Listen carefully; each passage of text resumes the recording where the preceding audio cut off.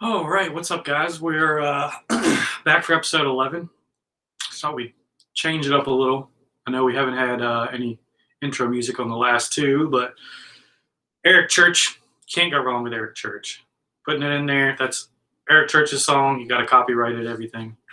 So, anyway, we are here for episode 11, and I'm excited.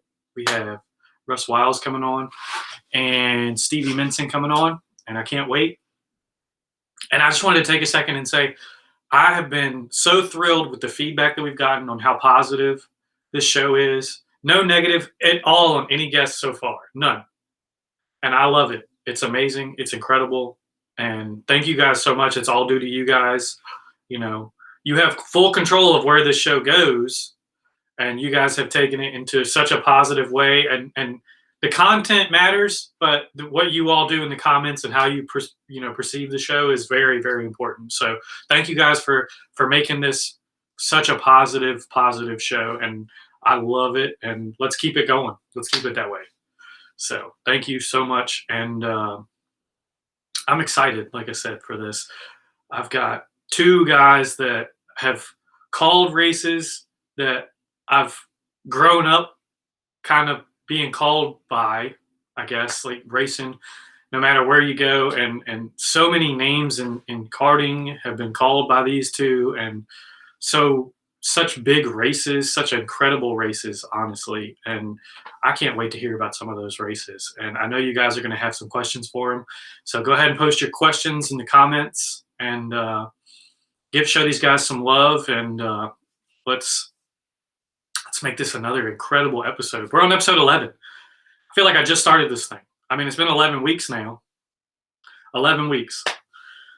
And also, before we start with Russ, I wanted to throw out there, I don't know if everybody saw it, but I know a lot of people saw it, what North Carolina is doing with North Wilkesboro and Charlotte and, I can't remember the other track right now, but there's 3 tracks that they're focusing on, $30 million they're putting into it. And it's incredible to see that in North Carolina. Governor Roy Cooper approved it. And, there's so many different ways that people say they spend our, tax dollars in North Carolina. But I think I would rather it be spent on racetracks than anything. So just my personal opinion. But I think that's going to be incredible. North Wilkesboro getting some love and Charlotte getting some love. And like I said, I can't remember the name of the other track right now, but it's another really big track. And it's going to be awesome. I'll drive down there and just to watch that stuff. I love that stuff. Love asphalt racing in general. I love karting too. Don't get me wrong, but asphalt racing is amazing. And let me see. I think there was one more thing I wanted to cover. We'll be at VDKA Saturday at Capital City. So if you guys want to come see us, we'll have these bad boys right here for you. Have some of these on sale. For sale, not on sale. $15 is, cheaper than you're going to find a lot of shirts, but I think these are beautiful shirts for $15. We got gray and black. We're running out of some of the black, so we're not out yet, but we're running low. So if you guys want them, you got to get with us, okay? And we might do some driver interviews. We'll try and keep you guys updated, just like normal, at a big event and stuff like that. So just like we do with the Spring Gobbler. But I think we're going to go ahead. Can you hear me, Russ? Oh, hold on. Can you hear me now? I can't hear you, Russ.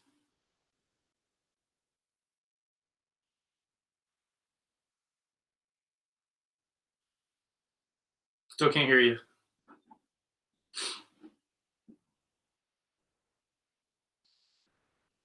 Hold on.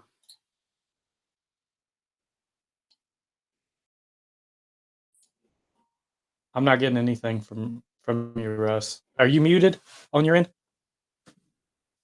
No? All right. So go ahead and log out for me. He can hear me, but I can't. Yeah, log out and try and log back in. While we're waiting on him, if there's anybody, post your questions. Like I said, you guys don't post many questions on here. You didn't have any questions for Hermie or Robin, really. I mean, you guys had a lot of comments, but not a whole lot of questions. I love viewer questions. I have questions. What's up? Now I got you. All right. Yes, sir. All right. Without further ado, Mr. Russ Wiles. Sorry, it's got a countdown. There he is. How about that? There he is. Nice and vibrant. I'm loving the pink shirt, man. Hey, you know what? I was thinking, what shirt would really make people make fun of me about doing that? This was it. This was the one I pulled out of the closet. So, man, it's actually an honor that you called and invited me on. So I appreciate that. Dude, it's an honor having you on here. I grew up with you calling my races and hearing you call some of the greatest races in the country, not just on the East Coast, but some of the greatest races in the country, some of the best races I've ever seen in general. So it's really a pleasure to have you on here, and it's really awesome. It's not something that I envisioned having you on here. I didn't think it was going to get this big. I honestly feel like this is a big show to have you on here. Oh, come on, man. Well, I appreciate that. I got to tell you, racing has been the greatest thing I think I've ever done. And I had some pretty high hopes when I first started out, even driving. I was the guy that was sitting in middle school, just, practicing my signature because I knew for sure that I was going to be a NASCAR driver. But then I think I took a finance class somewhere in high school and thought, well, those numbers aren't adding up. So I had to figure out another way to make it happen. But again, thank you for having me on. And I remember a lot of those big shows. So they're still ingrained in my heart and soul for sure. So I know VDK back in the day was a big thing, which I already mentioned we're going to Saturday. VDK had some incredible races back in the day. I mean, just pure incredible races. Not that they don't now, but just the history that they've had has just been so rich. And hearing your voice over the microphone was so like, it put you in the moment. Like nothing else was happening but that race right in front of you. Man, that was partially Buddy Long's fault. You remember that cat from a long time ago? A little bit, he's still around. Yeah. He said when I was really young, he said, "Man, if you can make two carts sound like it's the Daytona 500, you're going to make it to NASCAR." I was like, "Oh man, really?" So I took like a kid kart race and I'd make it sound like they were just side by side at Talladega when really they were side by side turn 2 at Amelia going like 3 miles an hour. And it was like, and the people, you could see the people come closer to the fence. Man, I had a blast. Those are the best memories, I think, of my entire life, just those races. But like you mentioned VDK, man, I mean, that I don't know what it's like now because, I've been so disconnected lately, but I mean, I remember those, 300 count, 250 count races, the Brandon McGee's, the Stevie Minson driving that white 72, man, that was just a bad unit. Couldn't mess with it. Higgy running that 44, those were the Saturday nights. You just, I think the biggest thing I remember about, the VDK and the state races, those Friday nights, Jeff Gluck with NASCAR, he'll do a quiet track picture. And those Friday nights where you'd get all the haulers there and the families were just, everything was kind of quiet and mellow. And you would have that track lit up, but there was no racing. I think those were the moments that really shook you, because you knew the next day was going to be so big. Those state races were just incredible. Yeah, they were really incredible. And I know you called so many other races. If I'm not mistaken, that documentary that was done by The Rock with Brandon Warren and I can't remember the other two kids right now. I was literally just watching it yesterday. Tabitha. Yes. Yep. Josh Hobson was one. Josh Hobson. Yep. I remember Josh. And Tyler. No, forgot the other kid's name. But Josh Hobson, I thought Josh actually was going to go to NASCAR. I mean, that guy, we traveled for several years and he got close with Jeff Gordon as a mentor. I thought for sure he was going the NASCAR route. And he went to the University of Michigan, and I think he's happy with that decision. But he was such a good driver. That kid was smooth. Yeah, he worked his butt off. He really did, yeah. But no, that documentary was awesome. Wasn't it Annabeth Barnes? Annabeth Barnes, that's it. That's it. Yep. She was a good driver too. Yeah, she was. Yeah, that documentary was really awesome to do. And man, I tell you, when I was out of my element, I was out of my element on that one. I mean, they flew me up to New York and like, it was just this, and we went down into like New York City, which I don't belong in New York City. You know, I'm a Midlothian kid, you know?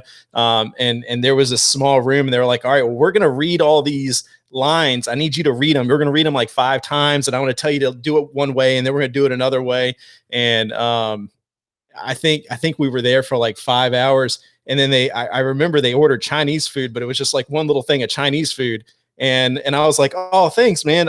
They ordered it for me, I thought. So I was eating it. And then like I went back in the studio and then I realized everyone was eating it. So it was like everyone's Chinese food. So I got like super embarrassed. But no, it was a good time, man. We had a lot of fun putting that documentary together. Yeah, that's really cool. And I've watched it probably 50 times in my lifetime. It never gets old, really. And hearing your voice as they're coming around the last turn, I think it was Brandon Moore in that one race specifically. I remember he fell back to like 6th or 7th or something like that. And hearing you call as he's marching right up back to the front just brought back memories of like Amelia and Capital City and stuff like that. Not just my racing, but watching other people's races. It was really cool. Those were so much fun, man. I had a blast. I know as like when you're on the track, you don't hear it, but you don't realize like some of the classic moments that are being created when you're driving that are being created on the microphone. Like some of the races, like the clone races, the animal races, things like that. Those were 35 plus carts. That was insane at Amelia and stuff like that. But how did you decide to get into announcing, man? What brought you into announcing? So it was a combination of things. I legitimately thought that I was a good enough driver to go to NASCAR. And I looking back, I don't think I could have. The money wasn't there. The talent was a little bit short. Let's be honest with you, and I was talking to several people. I forgot how old I was, but it was at Amelia. And I heard Buddy Long for the first time in the tower. And everybody, that's all anyone could talk about was how good this announcer was. And I was like, man, if I could sound like this guy, like if I could sound like him, I could really go places. And I started to talk to Buddy, and Buddy said, if you get good enough at this, you could go to NASCAR. And then it clicked. I was like, if I want to go to NASCAR, that's the only thing that I could possibly do that I could get good at and do. And I mentioned to somebody, I forgot who it was, and they said, you shouldn't aim that high. You don't want to be disappointed. And it was that moment that struck it with me that this is what the hell I'm going to do. This is happening. I'm going to make it. I'm going to do whatever I can to do it. And, I kind of pulled it off. So yeah, good stuff. Did. It's, but that's basically what happened. I decided I wasn't going to be a NASCAR driver, so I needed to make it to NASCAR somehow, and it was with the microphone or the flag stand. That's how I was going to do it. Yeah, that's hearing you call some of those or you did a lot of analyst work for him, right? Yeah, for NASCAR. Oh, was it ESPN? You did a little bit here and there, like around Richmond and stuff? Yeah, so NASCAR took me when I was 23, and I became the PA announcer at Richmond in the Tower. That spawned to Dover, Daytona, Darlington, Charlotte. Did a lot of work for them. So basically, it would be play-by-play in the Tower. Joe Moore, I became very close with. He became my mentor in the sport, and he is almost the reason I kind of pulled back a little bit. He gave me some very good advice, and he is just an amazing guy. Joe Moore is the best guy in the world if you ever get to meet him. And he kind of took me under his wing and showed me, the ropes, what to do. And I did a little bit with MRN, a lot of commercials that you would hear at the track that got played all over the country. I got to do a lot of those, a lot of Coke ads and stuff like that. So it was more along the lines of that stuff, voiceover work, play-by-play, and commercials, and then the documentary, some TV stuff as well with Joe Moore. That's incredible. And do you remember your first race you ever called? I do. It was at Langley Speedway on Sunday, the Hampton Roads Car Club. And I was the flagman. They were paying me. Now, granted, I think I was like 14. I was 13 years old. and I was the head flagman. I don't know how I pulled that off, but they had me as the chief flagman, and I was making all the calls with the race director. Well, they didn't have an announcer, and they kept saying, we really need an announcer to help get these drivers up. And I was like, yo, I'll be your announcer. And they were like, well, we really need our chief flagman, so you can't be our announcer. I was like, well, I quit. I don't want to be the flagman. So now you need a flagman. And they were like, well, if you're our announcer, we're only going to pay you like $30 a day. I was like, sweet, $30 a day. My dad's driving. I'm not paying for gas. I'm 13. Games are 50. I'll save up, whatever. So they gave me a what are those things called? A bullhorn, or like one of those handheld megaphones or whatever. And they sent me up to this big tower in the grandstands, and I would announce from this megaphone in the pits on this big tower at Langley Speedway. It's that big wooden one in turns 1 and 2. And I was calling the carts up, but then I was like, screw it. I'm going to start calling play-by-play. So on this megaphone, I was turning around and like aiming it in the back and trying to do like a play-by-play. And it actually sounded pretty cool. And then a week later, they finally got me a microphone, but that's exactly how that started, actually. That's really cool. And I know that you transitioned from there. Did you, after that first race that you called, did you know already what you had in mind, like where you wanted to go? Other than the NASCAR stuff, did you know, like, I want to call some VDKA, I want to keep growing this, I want to call some other stuff? I spoke to Mark Shimento after that, and I asked him if I could announce. He said, sure. I announced one race at Amelia Motor Raceway, but I was also driving. So I would announce races and then leave to go grid and then race and then come back and announce out of breath. And he let me kind of do that some. And then VDK was like, hey, is this what you want to do? And it was about that time that I went to military school not too long after that. And, my father sold everything. He could barely keep up with, buying tires and fuel and stuff. I mean, I don't think people knew, life of a kart shop owner really wasn't that lucrative. So I'm not sure how he pulled it off, but he did an amazing job of it. And I just decided that I was just going to start announcing. And that's kind of how that played out. So before that, when you were around the track with your dad and stuff like that, did you already know, like before that first race where you raised your hand at Hampton Roads, did you already know, like, maybe I could get into announcing here or there? Like, that's something that interests me? Or is it something that kind of spur of the moment, like, oh, okay, I'll do it? I don't know what possessed me in that moment, but I knew I wanted to go to NASCAR. Like, I knew that was the goal. It was never like I wanted to announce a WK or anything. Like, I knew that I needed to put in time and that I wanted to be in NASCAR. Like, and I told people that, and they didn't really think that, they tried to, like, okay, calm down. How you do with kids sometimes. Yeah. And no, I knew right then I wanted to go to the top, and I never thought I lost doubt several times that I was going to achieve that, but that was the goal the entire time. Every state race I announced, every national that I announced, every dirt race that I announced, I reinvested all the money I made into better microphones, better mixers, better covers for the microphones so that I can sound better. And if it sounded just a slight bit off from what you hear on MRN, I was finding a way to make sure that either I got better or my equipment got better. And then once I maxed out all my equipment, I knew that if I wanted to make it to the next step, it wasn't what I sounded like, it was what I was saying and how I was saying it. So I learned that I had to beef up on my knowledge. I needed to pronounce things exactly the way they should be. And that's kind of the path that I took.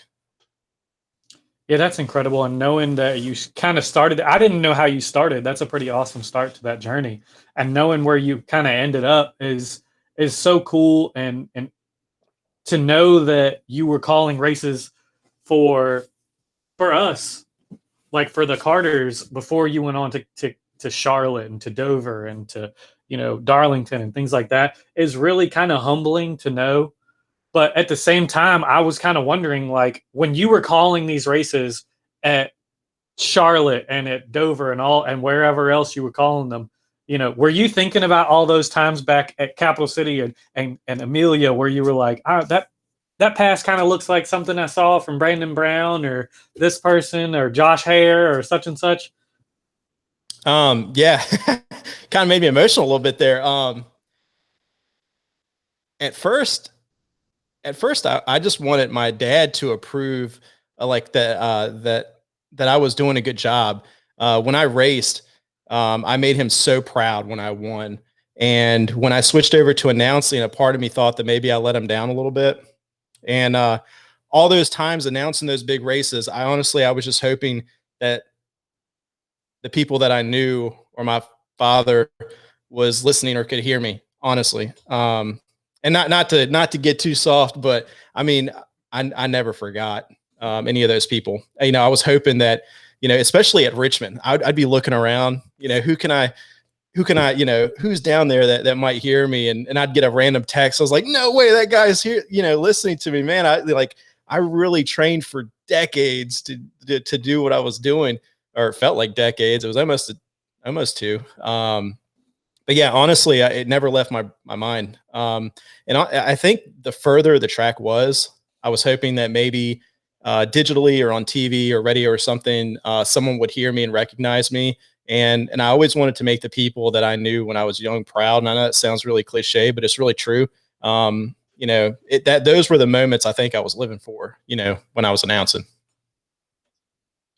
Yeah, I think it's really cool. You know, my wife and them never got to hear you announce because they just started running VDK a couple 4 or 5 years ago or something like that. But I always bragged about how good Mr. Russ Wiles was, and you know, Stevie's very good at what he does. Stevie Minson's very good at what he does. It's just it's different the decade that we're in right now. Not to take anything away from Stevie at all, he's a great announcer. It's just a different decade, and it's very um, what I'm trying to think of the word for it. I know there is He's a like word for it, but when you look back, I'm when like you the look Benny back and it's Parsons like, voice from a long time ago that you hear and it brings back certain memories in a whole decade. And Stevie Minson is like your Clint Boyer, your Jeff Gordon, because I've heard him announce. In fact, when I was pulling myself out of the sport a little bit, I was giving his name to everybody. I gave his name to NASCAR. I gave his name to Charlotte. I gave his name to a ton of people. I was like, this guy is who you want. Like, he is incredible. And I mean, you're right, but I totally understand what you're saying. nostalgia. That's what I was thinking. It's nostalgia. You have a very nostalgic voice. Well, thank you. Like now. But as far as where you've gone and what you've and the different races that you've called and things like that, is there a kart race that you called that you remember specifically that really stuck out above the rest, that was just that really strong of a race? Yes, actually, it was at Margarettsville, and Brandon McGee was spanking them bad that day. I mean, it was just not even close.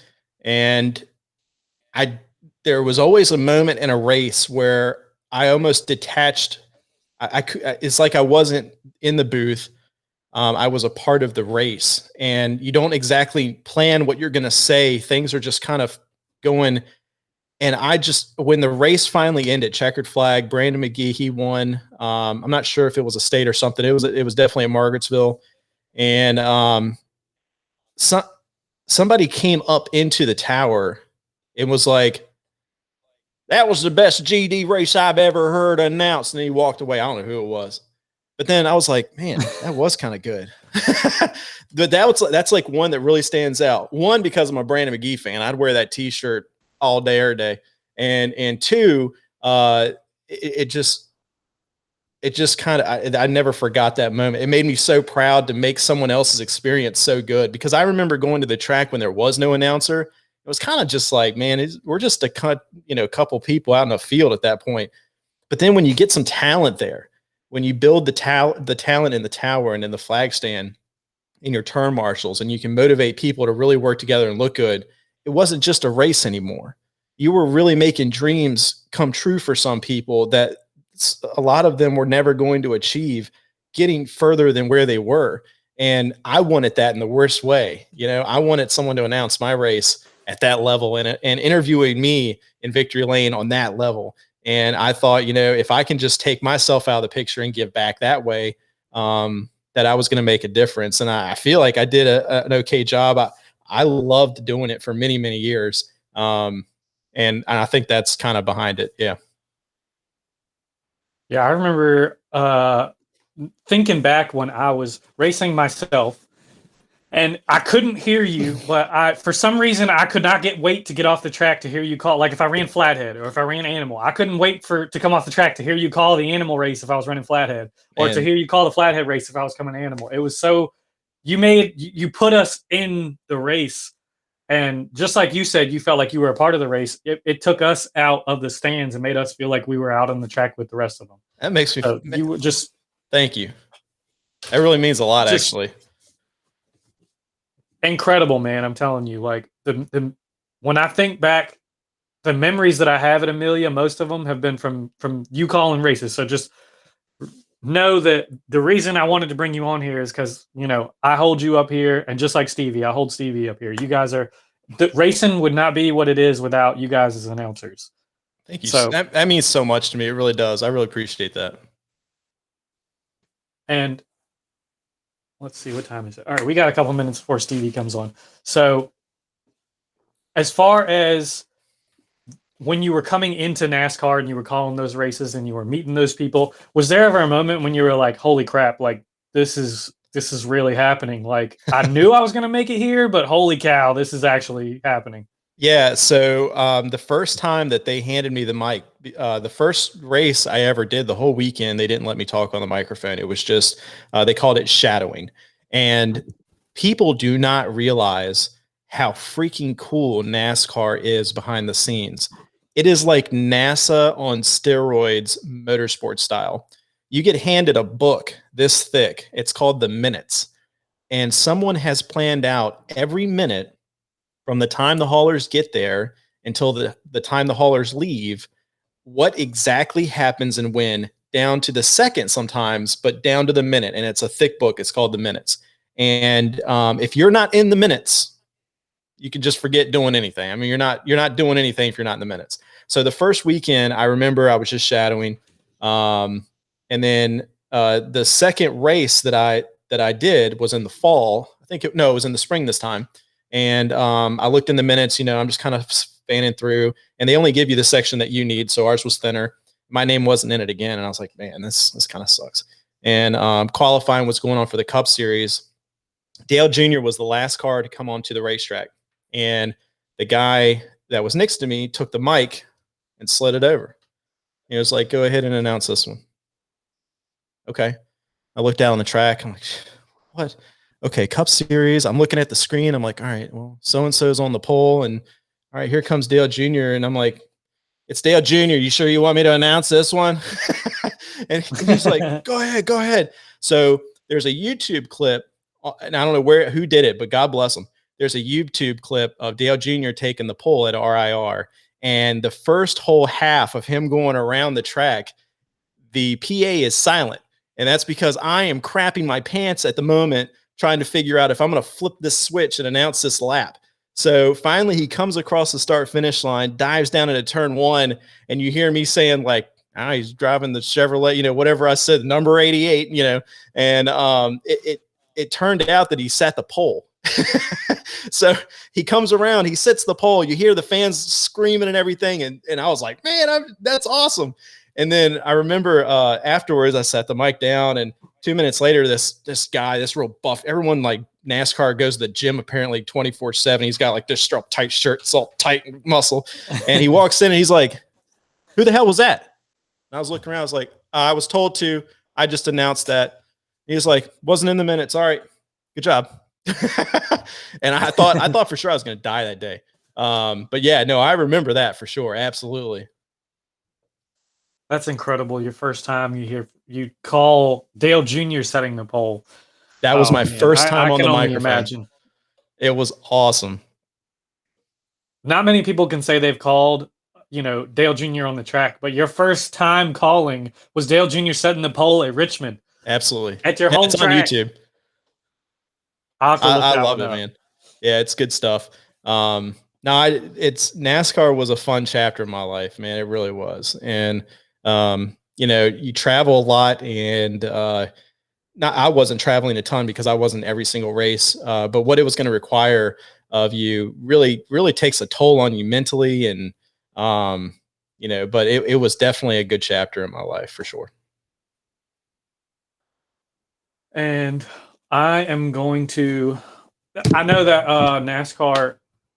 I'm sure after that, after your first roll, after the guy came in with his shirt popping, oh, there's Stevie with his shirt popping. It was a little intimidating, but I know it Oh was yeah, probably, like you said, it was the most fun chapter.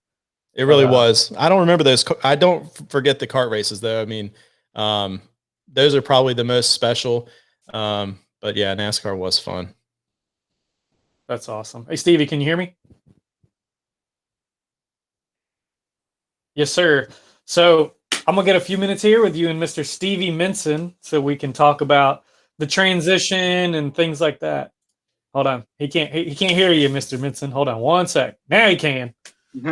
What's up? Hey, Russ, how's it going, man? Good, brother. Good. Looking good, looking good. I like the pink. Thank you very much. My mother laid it out for me this morning. Yes, sir. Moms are the best. Yeah, I That's was the gonna come second see you. compliment you got on that pink shirt. Things came up. We were gonna catch up, but we'll do that pretty soon, man. It's been too long. It really has been, brother. So, Stevie, with Russ transitioning on out of karting, what was that transition like for you when you first called? Do you remember your first race that you called?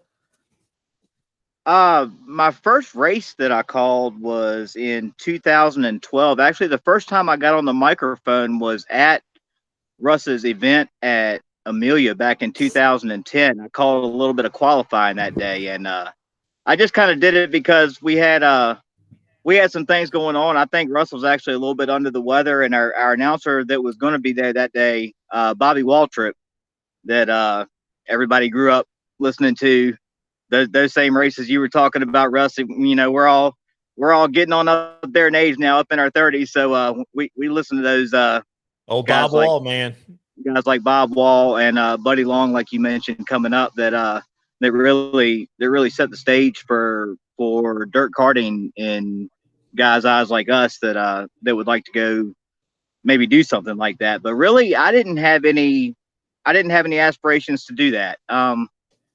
Like I said, I kind of filled in because I think Bobby was on the way and Russ had stuff going on, and I was there working a camera for him that day, but I wasn't. I don't guess I was necessarily on duty yet, or we were going around the pits and getting some driver interviews, I believe. But anyway, we needed somebody on the PA, so I said, well, I can read some times off the sheet and call some qualifying. So I think I called most of the qualifying session that day, if not all of it. I can't quite remember, but I got back to the pits, did my thing, ran the camera. I still remember being up on that 50-foot. It wasn't quite 50 foot. I remember being up on that shaky scaffold, Russ. I still appreciate you for it. That's good times. It was But, very good times, very stressful times. Hey, yeah, very stressful times, but for two different reasons. But we got some good shots. We put on a good show that day, and I don't know. I got a little bit of feedback from it. People were like, "What? That was you? Really?" They didn't realize that was even who was up there calling. I said, "Yeah, I just kind of filled in and didn't really think anything else of it." And then actually I know you remember him, Russ.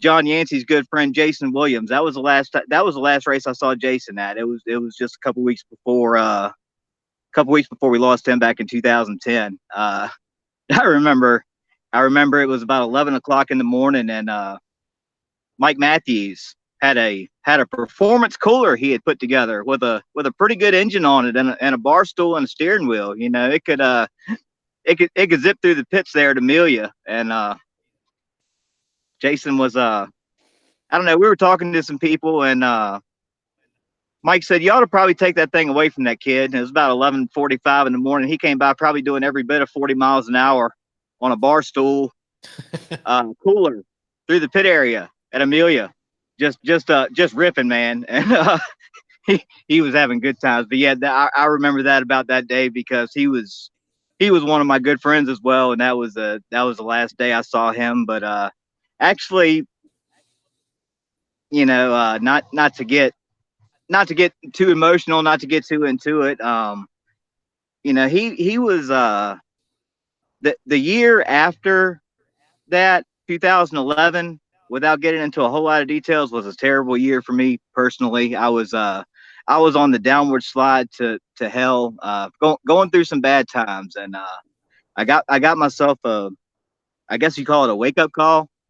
Some people would call it other things. I call it a blessing these days. I got to go sit in. They call it the Hanover Hilton around here in Hanover County. Got to go sit in the Hanover Hilton for a few months, get those 3 fine meals a day, and all the amenities, and kind of think about life a little bit. And actually that year I had made a complete fool of myself at the racetrack up there at Capital City at one of those races. I was way too intoxicated to be in public, and did some bad things that day. Got kicked out of the racetrack that year, and come to find out the very next year, I got out of the Hanover Hilton with my head screwed on, back a whole lot straighter than it had been in a long time. And I showed up to I guess it was a VDK race up there. It was early March, or maybe it was a spring gobbler. But I talked to Chris Beasley, the promoter up there then and still now, and we were good. And I actually told him that if Ryan Sight, that was announcing up there at the time, ever wanted a night off, needed a night off, because I knew he had a karaoke sound company as well that he liked to do things with, and that was starting to take off for him. So it was about August of 2012, he called me and said, yeah, I need somebody tonight if you really want to do that. And I came up there, and that was the first race I called. And then called a couple more for him that year, called the turkey trot with Ryan for him that year in 2012. And that's really the one that I bit hard on that one. I said, this is something I want to do. So we're able to do that. And then the following season, Miss Pete with VDKA got with me, and she was really the first one that gave me a chance to go on any kind of a tour, any kind of a series. And just kept on going from there. It's been a blast. Well, Stevie, sorry, I didn't mean to jump in there right there, but Stevie, you actually don't know this. But when I heard you announce in karting, you actually fundamentally changed how I was as an announcer, and you taught me something. And I never told you this because I think we kind of went our own ways there for a while. But I attributed what you did when you got on the microphone, what made you better than me, especially in karting, was you knew everything. You knew absolutely everything about those drivers. I could get up in the stand and make it sound like the Daytona 500. But when you got on the microphone, you're like, here comes John Yancey down to the inside, down in turn 3. He had steak this morning for breakfast. I can't believe his seat's still clean. How'd you know all that about that guy? You knew. Well, and so you actually changed. I realized I need to know more for people to like what I'm actually saying, Yeah, well, I guess we got to rewind for a little bit, because we'll go all the way back. I raced as a kid, got into it at about 8 years old, as I believe you did too. That was the age then. Now it's 5. If it was 5, I think we would have been out there at 5, but we're about the same age. And I spent most of my time at Capital City. You spent most of your time at Amelia, but we saw each other quite a bit, and created a friendship. And through those years of racing, I remember you. I don't know how old you were when you started flagging with Buddy, but you weren't quite up to his hip bone, I don't think, when you were flagging practice out there. I was not. So you were. I still hold him in the highest regard. I've had the chance to work with a lot of great race officials, a lot of great race directors, a lot of great flagmen, but I've never seen any better than Buddy Burkett. And we were very fortunate in Virginia and World Karting Association back then in the 90s into the early 2000s to have somebody like him, that demanded respect on the racetrack, and would call a fair and consistent show. I don't know. I go to some of these drivers meetings these days, and I look at the kids that are like 8, 9, 10 years old. And I remember me and you being at those drivers meetings at 8, 9, 10 years old. And when Buddy spoke, you listened. He made sure you did. We had to be front and center. And what was that? What was that saying? Woo! All drivers. That's what he would do. He'd scream in the air. Yes, sir. And he would know if you weren't there. And it was some good times back then. But yeah, we raced for probably about the same.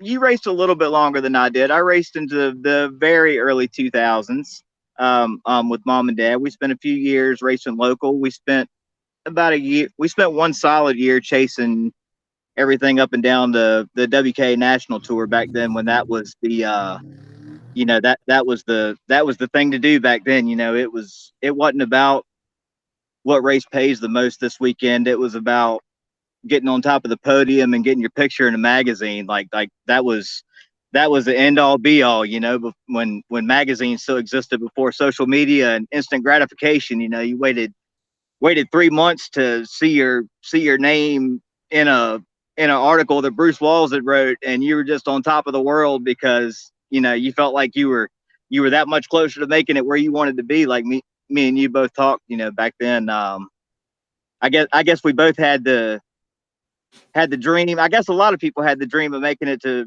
race with those guys on TV, but as we get older, we figure out kind of what it takes to get there. And we see people making it that, we drove laps around, and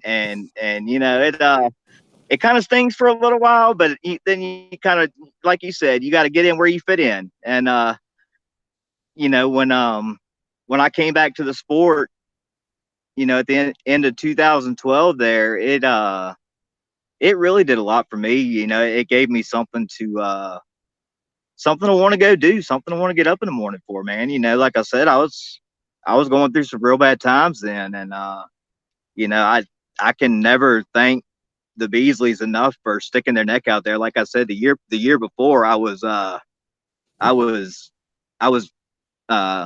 this is PG-13. I was dumbass number 1 at the racetrack. Got kicked out, man. The place I love to go to, man. The place I grew up at. And for them to stick their neck out there the next year and have me back just to call one race. And I really try not to. I don't try to say this in a gloating way. I don't tell a lot of people every day, but I believe. I'm trying not to lie here. I believe that's the only race I've ever asked to do. So, from there, it's just kind of taken off. I got with Pete with VDKA, and Chris got me introduced to Mackie Flood back when he was running the Mid-Atlantic Dirt Series back a few years ago, and got me down south some to some more people's ears, some more people that had some more events going on, and it turned into something where I could stay pretty busy every weekend. As long as the weather's nice. The racing season, March through November. If the weather's nice, we're racing. I just have one more question, Stevie, before we get Russ off here and we give you a little bit of time. What is the best memory that you guys have as far as working, maybe not together commentating, because I don't think you guys have ever called a race together, but what is the best memory you guys have at the racetrack together? I already have the answer, but you can go ahead, Stevie. I know mine. I'll let you go first. I remember mine. I'll let you go first. So are you talking specifically about racing together or announcing together, or just in general? You can say in general. Yeah, you can say in general. Okay. So Stevie was always like, Stevie, how much older are you than I? Like 3 years, 2 years, something? You're older than I am. I'm 35. I'm going to be 36 here in 3 months. So you only have me by like a year and a half or something. So I'll be 34. You're coming up on senior stock too. You're coming up on senior stock too, bud. Yep. Mm-hmm. But it was at Capital City usually when I would see Stevie, and I didn't see him much in Amelia. So I was always excited to go to Capital because I knew Stevie was going to be there. But in between races, especially at night, we would Stevie, and I think someone else usually was always with you, would always walk up to the fence along the backside of turns 1 and 2 and just talk smack about every freaking kart and every freaking driver. But the best part of it was I would see him over there because I was kind of younger than them. So I wasn't I wasn't real cool. So I'd have to tag along and run up there. But then all 3 of us would stand up there and talk like Beavis and Butthead for like an hour and a half. And that was the only thing being said for like an hour and a half was us talking like Beavis and Butthead and just, like laughing and stuff. Those are the memories right there, honestly. It was the 90s. I don't know. I remember we went to 5 County one day. I think it was near the end of the season. It was like maybe the week before Ronnie was going to have his turkey race at Capital City, and we went down to 5 County. There was a money race down there, and it rained out. And I think Ronnie had every issue under the sun at the racetrack to stall his show for about 3 hours so the whole crew could get up to Capital City. So he get about 40, 50 more entries that day because everybody called him. They were itching to race. They said, "We're coming to Capital City. Hold what you got." So I remember you piling in the 72 racing van and riding The back white up there van. that day. Yeah. We were watching some color TV back in the back of the conversion van. We were doing it big. That van was the coolest van I had seen up to that moment in my life. And I was like, this thing's got a living room in the back and a TV. Like, I was just blown away, man. I remember that ride from 5 County. Believe it or not, I do. Yep.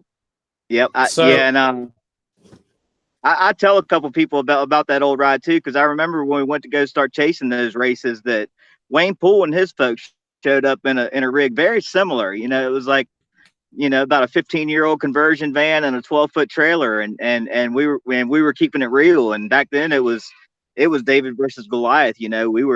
We were racing against kids like Brian Vickers and Eric Almirola and John Wood, Regan Smith, guys that had a lot more of what we come to realize it took to get there as a driver in those days. And I respected Wayne a whole lot because he didn't he didn't really buy his way to the top. I don't think he really performed at a young level and got picked up, and it was awesome to watch what he did until we lost him back in 05. So we just had a request. We're going to get ready to let Stevie come on here, but I don't know if you can see it on the screen, Russ. Let's see. Miss Beasley asked if you would do the what's voice up, of Elaine? karting before you leave. Voice of karting. I forgot how that went. Oh, did I say this is Russ Wiles, the voice of karting? Is that what? Yeah, I believe so. Oh, okay. Man, I was tripping on myself back then. I really was. I even had mic flags made with my name on it. I don't know what I wasn't even smoking. I don't even have that excuse. I didn't really even do drugs ever. So, but now I can do it. You had it going on. I will not lie. You had it going on. All right. Let's see. This is Russ Wiles, the voice of karting, something like that. Yeah. There you go, Miss Elaine. Awesome. That was a cool request. Stevie, it was really good to see you, brother, and good to hear from you. Very fond memories. I always looked up to you no matter what happened, and I always thought about you. So I'm glad things really worked out. And I appreciate you guys having me on. This has been fun, man. I pulled away from the sport many years ago, and I just I really miss it. I miss it every day. So I appreciate you having me on. Seriously. Awesome. Well, thanks, Russ, so much. Take care. Yep. Thanks for coming on here, man. We'll get you back on here before long. All right. Yes, sir. Take it easy. All right, Mr. Stevie Minson. How you doing, sir? Man? I'm doing all right, man. I'm out here enjoying a nice evening after one of these first hot days of the year. The summer is coming. Oh yeah, Summer's it's beautiful. Coming. I love the heat. Can't stand the cold. Yeah. I work outside. I like it about 10 months out of the year, but coming up on about the end of June through about the middle of August, you can keep that, but we'll get through it. We'll get through it. Yes, sir. Might break out of a fat man sweat, but we'll get through it. So I'm gonna go ahead and let you do a little bit of promoting. I know you're calling the VDKA races this weekend, and we got the Jimmy Hamrick Memorial Clone Medium race. So what are you thinking coming into the weekend? Oh, I think we lost you, Stevie. Oh, man. It was perfect the whole time. Hold on a second, guys. We're going to give Stevie a boot and tell him to come back on here, and we'll get him on here.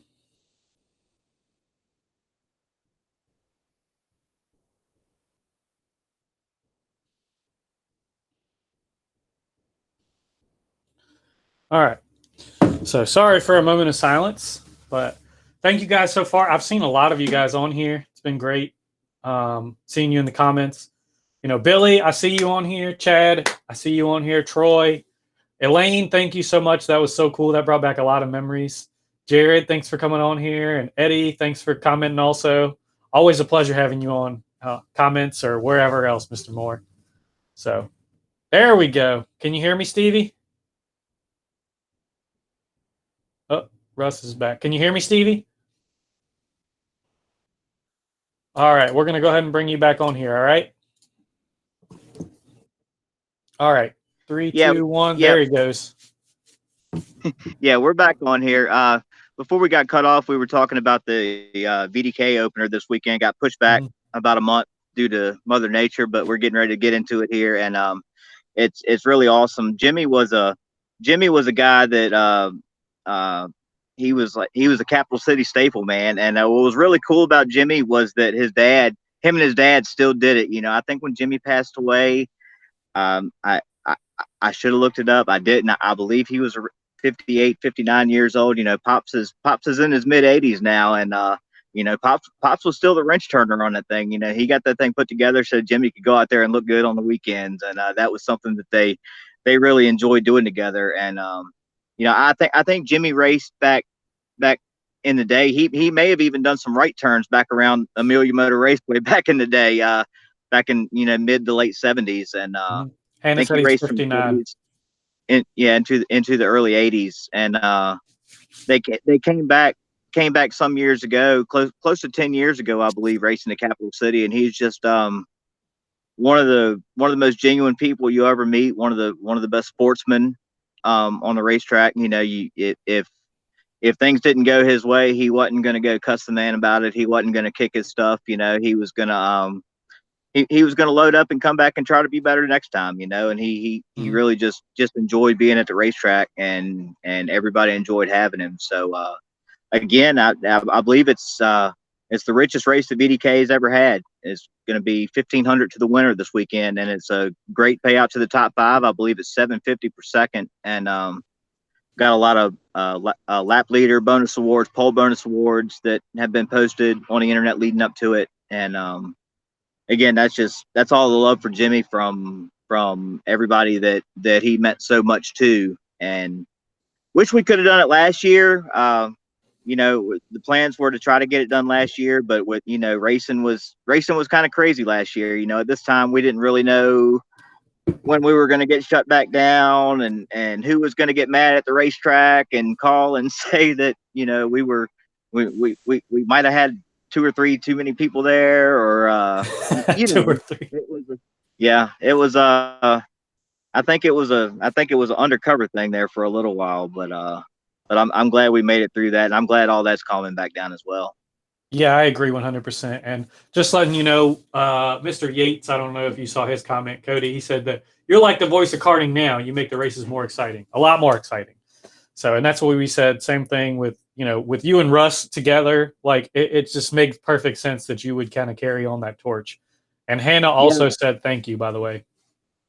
Yeah, and it was cool that you had both of us on tonight, because actually, I wasn't, like I said, I really wasn't planning on going that route, but it was at his event that I got my first taste of it. And to be honest with you, when he started calling those races back, in the mid 2000s, once he got out of the seat, he started getting some of those big dirt gigs. He was calling VDK, and he was going and doing World Karting Association stuff, and he was getting his name out there. And I was like, man, that's a pretty cool gig. You get to go sit in the best seat in the house and talk about racing all day. You can't beat it with a stick. And I call it a blessing that the opportunity was there. I believe that's about when he had gone on to be the announcer at Virginia Motor Speedway, and karting was kind of looking for somebody like that. And I'm like him, when I was a kid going to the races, if the announcer was good, it made the show so much better. Or if they sometimes they didn't have one at all and nobody knew what was going on. So it's not I don't think it's anything special. I've been blessed to be able to sit in the best seat of the house and talk about racing, and it's taken me to some events that otherwise I I could go and watch, but I want to be part of it. You know what I mean? And it's really blessed me in a good way. I've met some awesome folks. I've had some awesome opportunities away from the racetrack through people, that I've met through the last now 9 years of doing this. Yeah, I know it's really incredible to get to meet so many different people. And when you started, when you were announcing, did you ever imagine that you were going to be calling the Mid Atlantic Dirt Series stuff and things like that? No, man. Like I said, I filled in there at Amelia that one day, and then did a little bit at Capital City at the end of 2012, and it was really 2013 with VDKA that really put it in my mind that this is something that I could do, and I could probably stay pretty busy every weekend.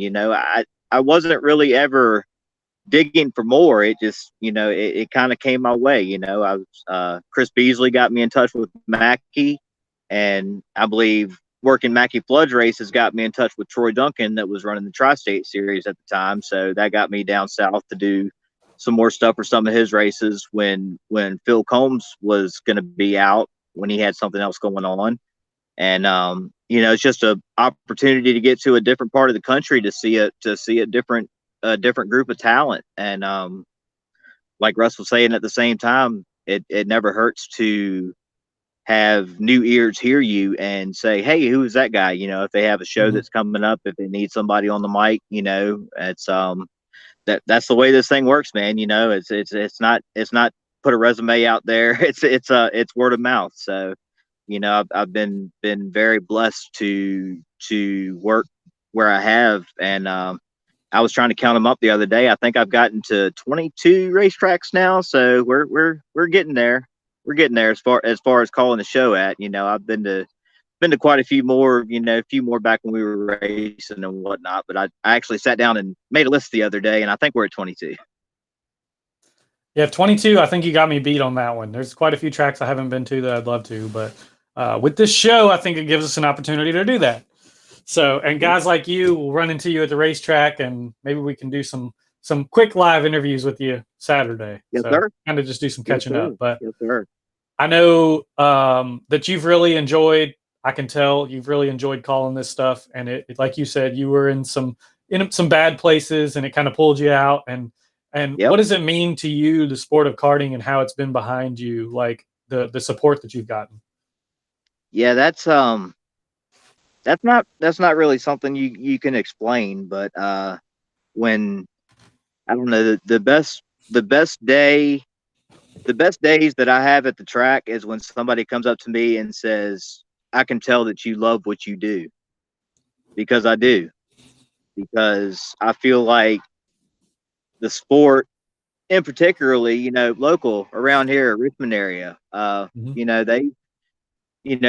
put a lot of faith in me, but I'm sure a whole lot of people were leery about putting this guy on the microphone. What's this guy gonna say? But it's been tremendous, and I've told him before, and I'll tell him again that I can't thank him enough. Him and Mike and Lisa and everybody up there for sticking their neck out for me, and having it lead to what it leads to. What it has led to, as far as being able to do the tri-state stuff, the WK stuff, the GOAT series this year with Terry, get to go up and down the road and see some awesome racing. And I'm humbled. I'm appreciative for it. I can't wait for the next one. So yeah, I can honestly say same thing I told Russ, and you're more of the modern racing for me. I can look up videos on YouTube from 2016 to 2021 and videos that I've run in or what have you, and I hear your voice on the mic, and it just stands out above the rest. And even if you don't know what's going on, like if you're watching a race, you can listen to you or to Russ back in the day, and it puts you right there in the race. You feel like you're just a part of it.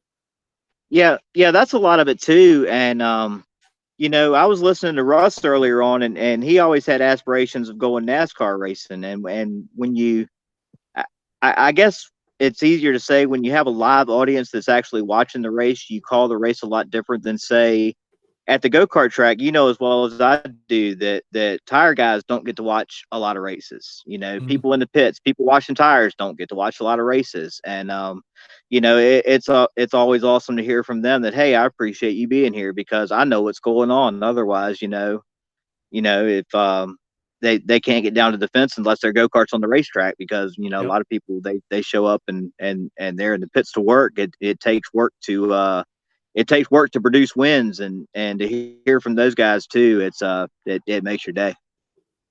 And we had a question for you. Mr. Scott Hassel asked if you're going to be at Halloween Havoc. Yes, sir. Wouldn't miss it as long as Tate'll have me. I told him I hope to be there for the next however many years he's going to have it. I love that event. October the 28th this year, I believe it is. I think so. And yep. Another comment. Fun one. Another comment from Hannah Hemrick. She said that Jimmy always used to say the best race that you ever called was the Powder Puff race that she ran. That's awesome. Yeah, and I know that I appreciate her watching tonight too. I know this weekend means so much to her, and we hope to have a tremendous show for her. Yep, I want to go live and do as much as I can at that event to show support for her and for Jimmy and that whole family, and I think it's really important to do so, and I really appreciate everything you've done in the promoting, and I like getting the opportunity to do so myself, kind of give back to karting the way it kind of gave to me. Yeah, I do what I can as far as, you know, telling people where the good racing is, and if somebody asks me something, you know, I'll give you a straight answer. But as far as the promoting side of it, you know, I don't like that P word, that's promote, and I don't like that O word that I get on some of those shirts I get to wear that's official. So I guarantee you I get cussed out 3 times a night minimum at a racetrack, and I'll just point to the microphone and shrug my shoulders. You know, I'm the guy that talks about it. You know, I can point you in the direction of the race director. I can do that all day, sir. But you know, it's and it goes with it. I've been on both sides of it. I tell people that I was on that side of the fence a whole lot longer than I've been on this side of the fence. So, you know, honestly, that has dictated who I would like to work for and who I've chosen not to work for in the sport. You know, I've had some opportunities that I didn't think were so great because I didn't really think that it was in the best interest of the crowd that was coming, you know, and that's not something that's not something I'm going to broadcast. That's not something I'm going to say. It's a personal decision, you know, because you want to see the sport as healthy as it can be. And like we were talking about, you know, back in the day, you were every class was stacked. You know, if you went to some of those races and you made the field, you know, you were smiling all the way those 10, 12, however many hours back home. You know, you got a sticker. You know, you made the main. You know, that was big stuff back then. But you know, the sport's changed. It's evolved a lot in the last 15 years since you know, back in the day when World Karting Association had what I would call reins on the sport. You know, they had a real national dirt series, and they had real state divisional transfers, and that meant a lot to people back then. And you know, I had the opportunity to work with WK last weekend, and I'm very, very excited to see the direction that Mike and Savannah and the people that are heading up the dirt program over there are going to take this deal for 2022 and beyond. It's been a long time since there's been a real national dirt series.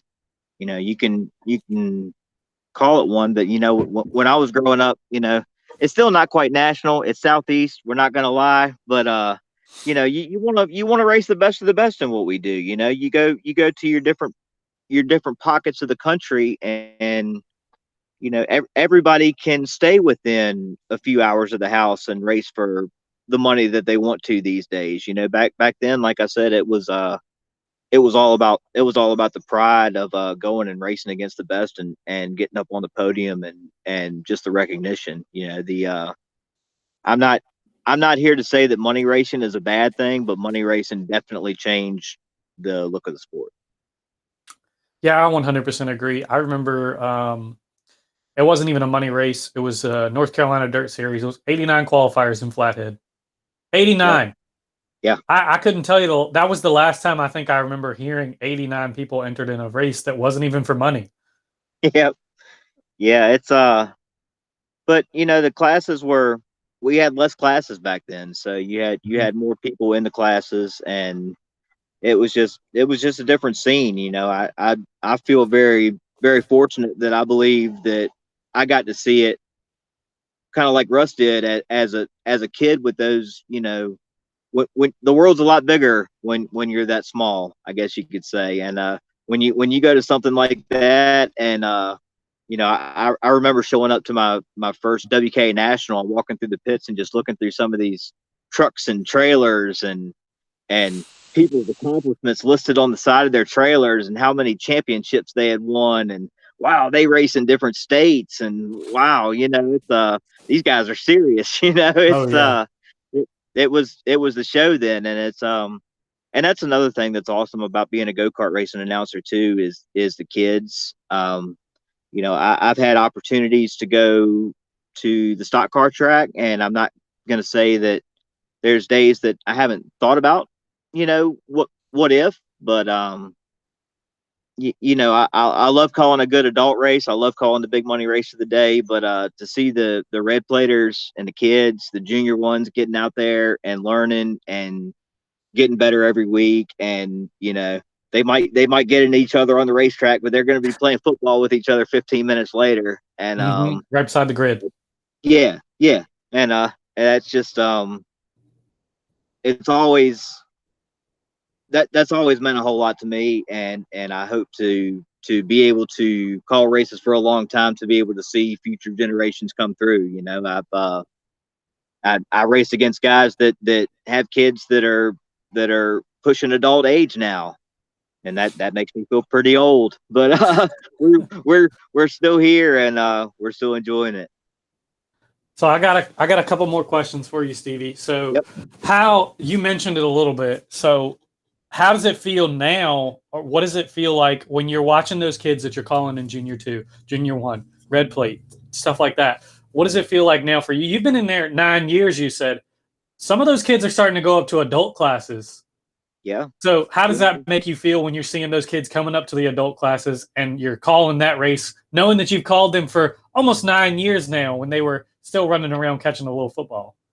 Yeah, you get to see them grow all the way up. You know, some of them stay, and we get to see them race up into the adult ranks. You know, some of them have opportunities to move on to get into stock car stuff. You know, they might go legend car racing, they might go late model racing. You know, we've seen we've seen quite a few kids come through the local scene in the last 10 years that are that are starting to put their names on top of the scoreboard here around the stock car tracks around here. So that's always real fun to see as well. But really just seeing those kids, you know, the looks on those kids' faces, you know, like 5, 6, 7, 8 years old, they win a big race, and they're down there in victory lane, and that's just, you know, they are on top of the world. You know, that is the world, and they just conquered it. And just to be able to be a little part of that, or be able to be the call in that video when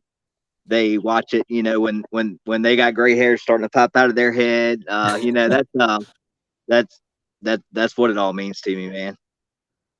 So I asked Russ the same thing, and I'm going to ask you: is there a race that stands out to you that you've called that maybe was like maybe the best race you've ever watched or the best race you've ever called? Yeah, I heard you ask him that, and I was thinking about that question myself. I have a few that stick out. When you put the big money on the line at Williamston, it's always pretty exciting, And the Dylan Brockwell Memorial at Capital City. And to tell you the truth, I cannot pick out a year for that. That is the race that means more to me, as the action's pretty good too. The action never disappoints, but that's the race that means the absolute most to me, because he was a very good friend, and I'd like to see that tradition continue for many, many years to come. But as far as action, Williamston is good. Probably the best race I've ever called that was the junior champion of champions, I would say, at the Maxis Nationals about 4 years ago. They run that race once every 2 years. And I believe you can be 10, don't kill me if I'm wrong, 10 or 11 years old to run that. But you got some stout 10 or 11-year-old racers that they can go up against the best, against the 15-year-old kids that look like adults to a 10-year-old on the grid, but they might just go out there and beat them on the racetrack. So yeah, they do that. They do that once every 2 years. It's like the junior 2, junior 3 combined age, and I think that's really the one that gives the kids a lot of bragging rights. And I was fortunate enough to call that in 2017 down at Nices, and that was an excellent show. Yeah, that's incredible. And I feel like I've been really blessed with announcers in my racing career, and as well as, my nephew coming up, having you as an announcer. He might not know Russ, but he's got you as a great announcer. My wife, they know you. They don't know Russ. They know Mr. Stevie Minson. They know the great announcing.